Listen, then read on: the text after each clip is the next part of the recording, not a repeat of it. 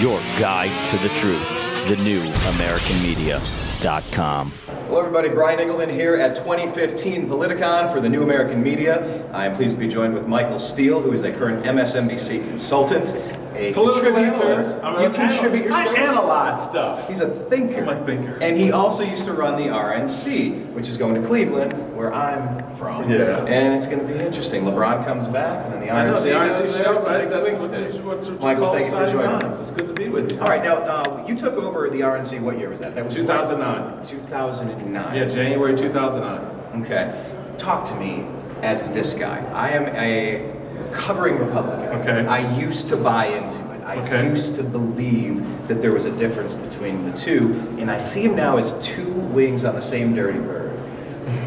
So that's a little bit of me, so you can understand the guy you're talking to. I've kind of given up and summed up really nicely at the RNC down in Tampa, where Ron Paul's speech, after earning a plurality of 5 states, he was literally traded for an empty chair. Yeah.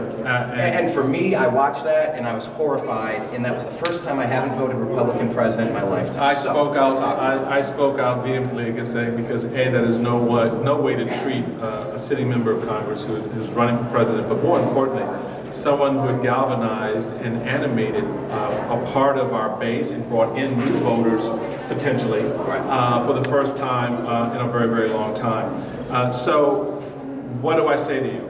I'll be honest, it's hard to convince you right now because what you're looking at out of Washington would dismay you. What you're seeing from a national voice of the GOP would frustrate you. What I would ask you to do, and what I would say directly to folks is, talk to the people you know closer to where you are, because that is really the heartbeat of the party. We're not this sort of angry, white, 70-year-old guy who's running around trying to take Skittles from kids, all right? That's Bernie Sanders, except he's giving the Skittles away, right. But they are a cross-section of our country, a cross-section of our economy, a cross-section of our society, and they live in our community. And I tell people, who want to know how do we get this group or that group to be a part of the party, come into the party. Talk to them. I think you're seeing right now that frustration bubble up nationally. Would that be with Trump? Animated through Trump, no doubt. But even going back before then, there was this growing angst about big government republicanism, spending, the lack of focus and discipline in foreign policy, and those types of things. So I would say, just to be honest, but it's very hard to convince you that you need to put on the red, white, and blue and follow us and let's go get them, because that's not what this is. That's not this time. It's a sobering time for a lot of folks in the public, and it is a very important time for the country to decide who is going to best lead. I still believe that our values translate better because we're more interested in seeing you selfish to make. I used to believe that. To make big decisions about your family, about your business, about your community, and about your country, than leaving it to your state legislature or your congressman or Washington. A lot of us still believe that. I would encourage you to be a part of that voice that says we're not doing it the Washington way anymore, we're going to do it the American way. And that means everybody gets to participate, everyone gets to have a voice. And I think that will begin to change the dynamic. But right now, we're in a tough spot. I mean, I wish I could sugarcoat it and say, hey, this is the prescription, do it this way. I don't think a lot of people are there yet. And particularly in leadership, which is why you see this tension. Well, and it seemed like there were 2 hand-selected candidates, 2 oligarch families, a Clinton or a Bush, were preordained. You're getting this choice. And the public's rejecting it, at least on the right. Well, even on the left. I mean, you have to give due credence to what you see happening on the left. Bernie Sanders is galvanizing a part of that electorate that, many of whom are maybe spun off or tapped into or at one time a part of Occupy Occupy Wall Street, or you know, the economic liberal wing of the party that, you know, wants. There was some Tea Party and Occupy Wall Street overlap. Very much so, and a lot of people don't appreciate the fact that they were really two sides of the same coin. They met. They went so far right and left. They met on the backside. And so you have this activity that's bubbling up. We saw it with Occupy. We saw it with Tea Party. We see it with Bernie. We see it with Trump. There's a reason for that.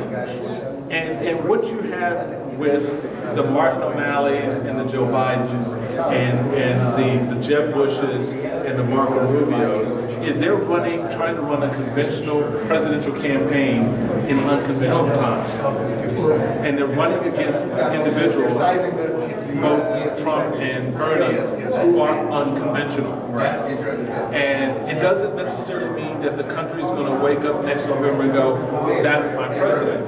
But what it does mean is between now and then, they're going to scare the hell out of a lot of people to make them think they could be. The conversation got a lot more interesting. And the conversation's gotten a lot more interesting. Is Trump a net gain for the party? I think so. I think just as I think Bernie's a net gain for the Democrats. I laughed when my buddy Debbie Wasserman Schultz, the DNC chairman, could not articulate the difference between the socialist and the Democrat. But Chris Matthews, God bless him, he stayed on it. He did. And again, that was. But I got a chill up my leg, a shiver up my leg when he did that. I said, "That's beautiful, Chris." But notice he represents that wing of the party, and notice he could articulate it. Right. You notice the establishment couldn't. Just as on the right, they can't articulate Donald Trump. You know, so they attack him.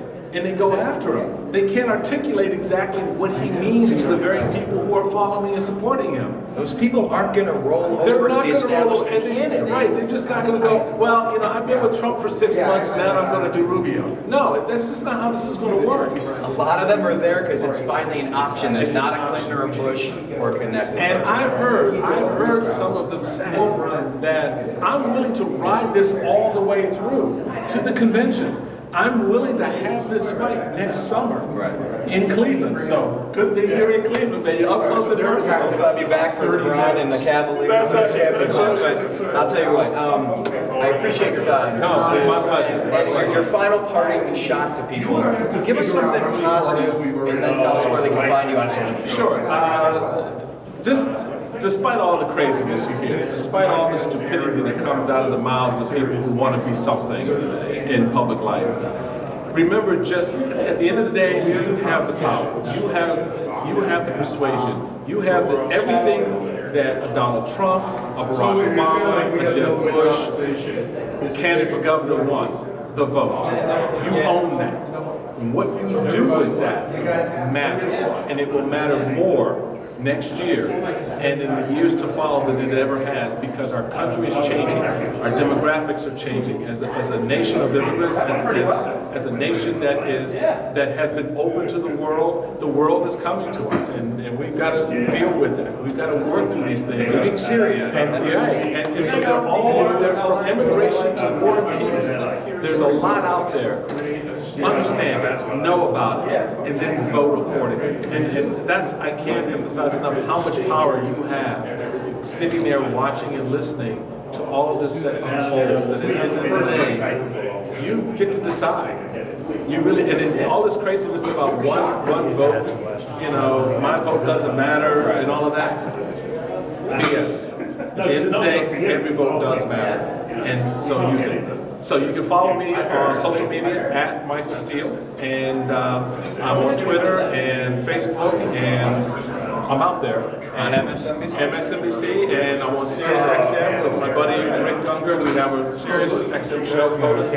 I got Rick over here. I've heard of that guy. He jumped into a previous. He jumped into a previous one. He can video bomb. He can video bomb. Two of them. We got Steele and Unger every Saturday, 11 o'clock Eastern, POTUS 124. But right now, I'm stealing their hunger. It's dinner time, so let them get not good. It's a real pleasure to be with you. It's very